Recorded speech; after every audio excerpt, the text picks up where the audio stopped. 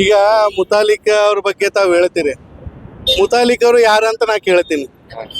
ಯಾಕೆ ಕೇಳ್ಬೇಕಂತಂದ್ರ ಇಂಥ ಒಂದು ಜಾತಿಗೆ ಅವಮಾನ ಮಾಡೋದಾಗ್ಲಿ, ಅವೈಕ ಹೇಳಿಕೆಗಳು ಕೊಡುವಂಥದ್ದಾಗ್ಲಿ, ಅವರು ಅವಾಗ ಹೇಳಿದೆ ಒಂದು ಸ್ಪೀಚಲ್ಲಿ, ಏನು ಅವರು ಬಂದಾಗ ಒಮ್ಮೊಮ್ಮೆ ಇಲ್ಲಿ ಶಾಂತಿ ಇರೋವಂಥದ್ದು ಹುಬ್ಬಳ್ಳಿಯನ್ನ ಸುವ್ಯವಸ್ಥೆಯನ್ನ ಹದಗೆಡಿಸೋವಂಥದಕ್ಕೆ ಅವರು ಮುತಾಲಿಕ್ ಅವರು ಬಂದಾಗ ಎಲ್ಲೆಲ್ಲಿ ಹೋಗಿದಾರ ಇಂಥವೆಲ್ಲ ಆಗಿಬಿಟ್ಟಿದಾವೆ. ಅದಕ್ಕೆ ಡೋಂಗಿ ಹೋರಾಟಗಾರನ, ಕ್ರೆಡಿಟ್ ಹೋರಾಟಗಾರನ ಇಲ್ಲಿ ಕರ್ಕೊಂಬಂದು ಇಲ್ಲಿನ ಹುಬ್ಬಳ್ಳಿನ ಶಾಂತಿ ರೀತಿ ಇರುವಂಥದಕ್ಕೆ, ಒಂದು ಕೋಲೆಗಲ್ಬೆ ಆಗುವಂಥದಕ್ಕೆ ಇವರೇ ಮುಖ್ಯ ಕಾರಣ. ಇಲ್ಲಿ ಏನೋ ಒಂದು ಅನಾಹುತ ಆತಂದ್ರೆ ಈ ಪ್ರಮೋದ್ ಮುತಾಲಿಕ್ ಅಂತವ್ರು ಯಾರು ಬರ್ತಾರ ಇವರೇ ಕಾರಣ. ಯಾಕಂತಂದ್ರ ಇಲ್ಲಿ ಒಂದು ಸದಸ್ಯರೇನಿದ್ದಾರ, ಹಿರಿಯ ನಾಯಕರೇನಿದ್ದಾರ, ಇದನ್ನು ಬಹಿರಂಗವಾಗಿ ಸ್ಟ್ರೈಕ್ ಇನ್ನೊಬ್ಬರಿಗೆ ಸಾಮಾಜಿಕವಾಗಿ ಉಂಟು ಮಾಡುವಂಥದ್ದು ಆಗ್ಬಾರ್ದು. ನಿಮ್ದೇನೋ ಅಭಿಪ್ರಾಯ ಇದ್ರೆ ಒಂದು ಡೆಬೇಟ್ ಮೂಲಕ ಎಲ್ಲರನ್ನೂ ಕರೆದುಕೊಂಡು ಏನಿದೆ ಏನಿಲ್ಲ ಅಂತದ ಆ ವ್ಯವಸ್ಥೆಯನ್ನು ಮಾಡಿದ್ರೆ ಇಲ್ಲಿ ಯಾವುದೇ ರೀತಿ ತೊಂದರೆ ಆಗೋದಿಲ್ಲ.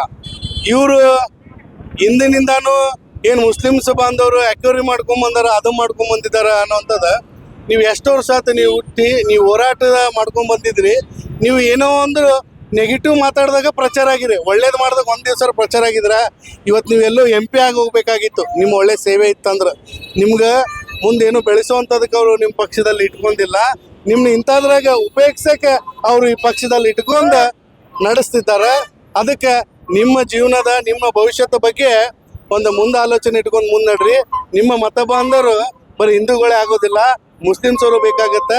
ಎಲ್ಲರ ಜೊತೆ ಒಂದು ಸೌಹಾರ್ದದ ಸಂಬಂಧನ ಇಟ್ಕೊಂಡು ಅಣ್ಣ ತಮ್ಮಂದ್ರ ಬಾಂಧವ್ಯ, ಹಿಂದೂ ಮುಸ್ಲಿಮ್ಸ್ ಎಲ್ಲರೂ ಬಂಧುಗಳನ್ನಂತೆ ಕಂಡ ಅವ್ರ ಜೊತೆನ ಅವ್ರ ಕಷ್ಟ ಸುಖಕ್ಕೆ ತಾವು ಕೂಡ ಆಶ್ರಯ ಆದ್ರೆ ನಿಮ್ಗೊಂದು ಉನ್ನತ ಸ್ಥಾನ ಸಿಗುತ್ತೆ. ಹೃದಯ ಸಾಮ್ರಾಟ ಛತ್ರಪತಿ ಶಿವಾಜಿ ಮಹಾರಾಜರಿಗಂತಾರ.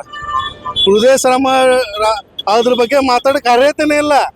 ಹೃದಯ ಸಾಮ್ರಾಟ ಅಂದ್ರೆ ಏನಂತ ಹೇಳಿದ್ರೆ, ಸಾಮ್ರಾಟ್ ಅಂದ್ರ ಒಂದು ರಾಜ್ಯದ ಒಂದು ಪ್ರತಿಯೊಬ್ಬರು ಕಾಳಜಿ ವಹಿಸಂದ್ರೆ ಹೃದಯ ಸಾಮ್ರಾಟ ಅಂತಾರ ಅವ್ರಿಗೆ. ಇವರಲ್ಲಿ ಯಾವುದು ಅಂತದ್ ಕಾಣಂಗಿಲ್ಲ. ಸುಮ್ಮನೆ ಇವರು ಒಂದು ಏಜೆಂಟ್ ಇದ್ದಂಗೆ. ಆವಾಗಲೇ ಹೇಳಿದಲ್ಲ, ಪೇಡ್ ಹೋರಾಟಗಾರ ಇವರೆಲ್ಲ. ಏನಾದರೂ ಪೇಡ್ ಮಾಡಿದಾಗ ಹೋರಾಟ ಮಾಡಕ್ಕೆ ಬರ್ತಾರ. ಇವರಿಂದ ಎಷ್ಟು ಮಂದಿಗೆ ಭವಿಷ್ಯದಾಗ ಒಳ್ಳೇದಾಗಿತ್ತು ಅನ್ನೋಂಥದ್ದು ಪ್ರತ್ಯಕ್ಷವಾಗಿ ಇಡ್ಲಿ. ಇಂಥವ್ರ ಜೀವನಕ್ಕೆ, ಇಂಥ ಒಂದು ಯುವಕರಿಗೆ ಭವಿಷ್ಯಕ್ಕೆ ಒಂದು ಒಳ್ಳೆ ಕೊಡುಗೆ ಕೊಟ್ಟಿದ್ದೀನಿ ನಾವು ಹೋರಾಟ ಮಾಡಿ ಅನ್ನೋಂಥದ್ದು ತೋರಿಸ್ಲಿ.